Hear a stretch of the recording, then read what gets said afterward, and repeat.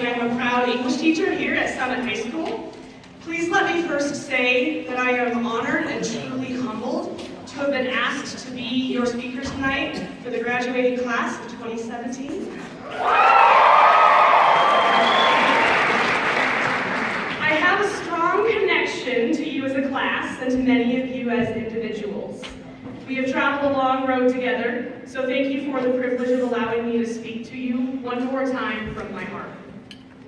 I must admit to you that I was genuinely touched when I found out that I was asked to be your commemoration speaker. And then I got nervous, and I completely procrastinated until about 1 o'clock last night, because I wasn't really sure how to say all of what I wanted to say. So, I'm going to quickly take you back to our beginning before I bring you back to where we are now. So let me take you back to 2012, many moons ago, Eddie Jane.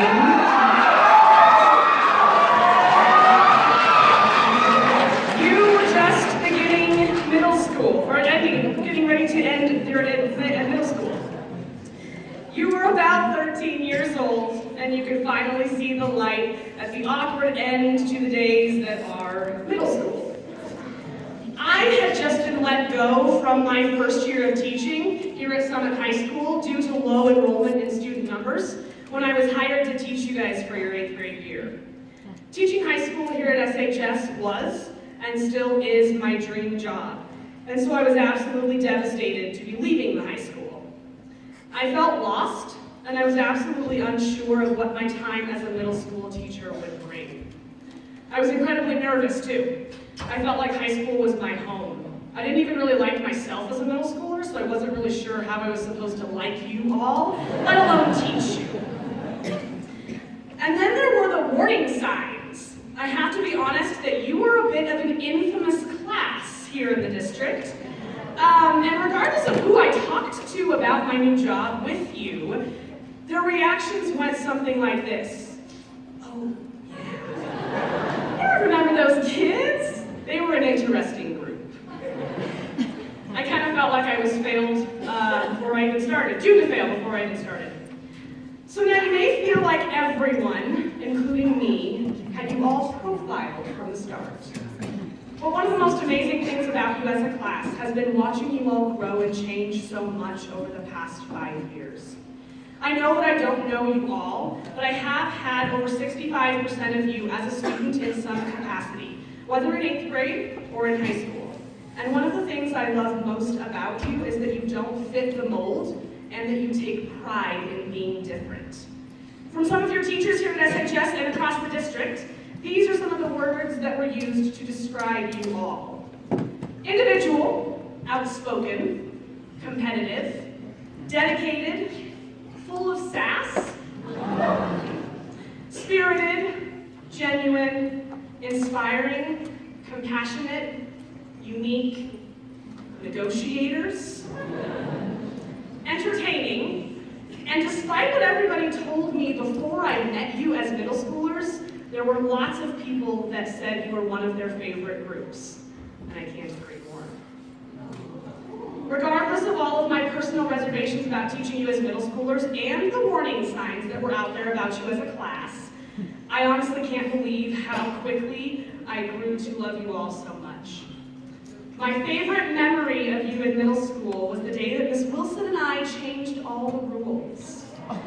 No talking during class or you get an immediate detention. If you get out of your seat at all during class, you automatically get lunch bunch. If your name is written on the board for any infraction at all, you will receive a referral. Do you remember the tyranny? You were all about ready to revolutionize a revolt against your school. Your uproar and your ability to take in good humor what was ultimately a successful lesson about the powers of oppression were absolutely signs that you cannot be boxed or pinned or profiled. There are many of you who I have never had as a student, and yet somehow we've formed a bond. I'm grateful for each and every one of you, whether or not I taught you, because ultimately we traveled together back to Summit High School in 2013 when you were freshmen. Your high school years have continue to prove that as a class and as individuals, you are a force to be reckoned with. Don't lose the force inside you that makes you so unique. That's what we all love so much about you, and that's what I love so much about you all. And even though Ty and Bree and sometimes Corey fight over who is Miss Goshnick's favorite, the truth is that so many of you have touched us, your teachers, friends, and family in so many ways. We hope you remember how we have helped you, but I want you to know that you have also given us, and me, so much joy, laughter, love, and wonderful memories. Although I'm supposed to pass along words of wisdom to you, I want you to realize that some of the most important lessons I have learned in the last few years of my life have been with you as my students. So thank you for being a part of my journey and teaching me the things I hope you remember as you embark on this next chapter of your lives. Everything can be seen as an opportunity, if only you allow yourself to see life in that way.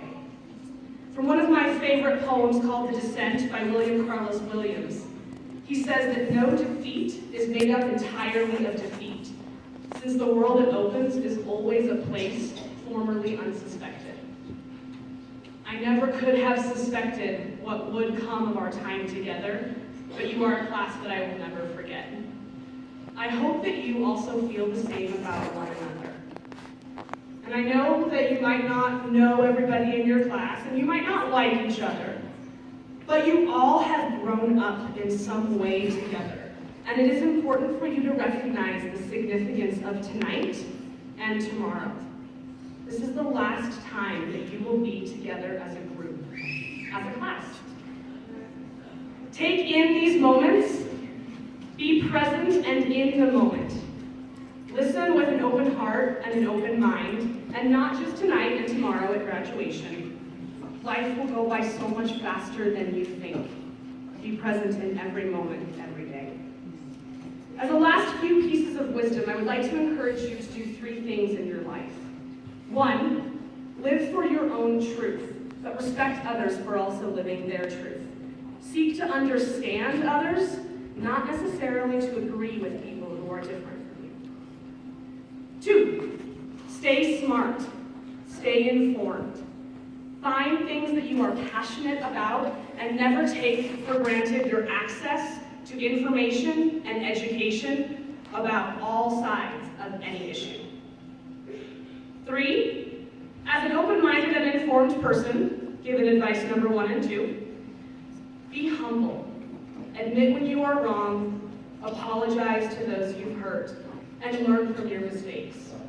Don't let your downfalls hold you back. There are so many amazing dreams out there waiting for you. Go and live your life in pursuit of your own passions and your own happiness. I have just one more gift for you tonight, so please excuse me for taking just a few more moments of your time. I'm going to invite now another special teacher to come up here to the stage and join me. This teacher also has a really strong connection to you as a class, not only because Mr. Van Oss has his son Orion graduating with you,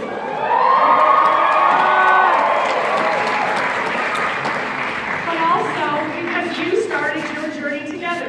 You were freshmen together. This gift that we've been working on is about 6 weeks in the making, and we are both so happy to be able to give you something that so many of you have been asking me for since you were in 8th grade. At the end of the year, we made a deal that I would give you something that you wanted if you gave me something I